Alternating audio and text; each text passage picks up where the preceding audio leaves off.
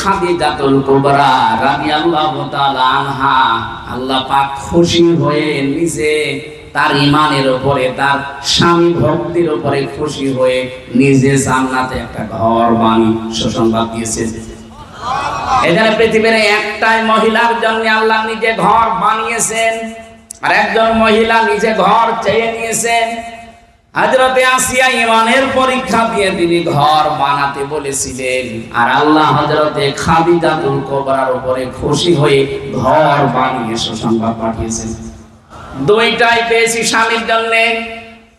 একজন স্বামী ভক্তি করার কারণে, আর একটা স্বামীর জন্য বরদোয়া না করার কারণে।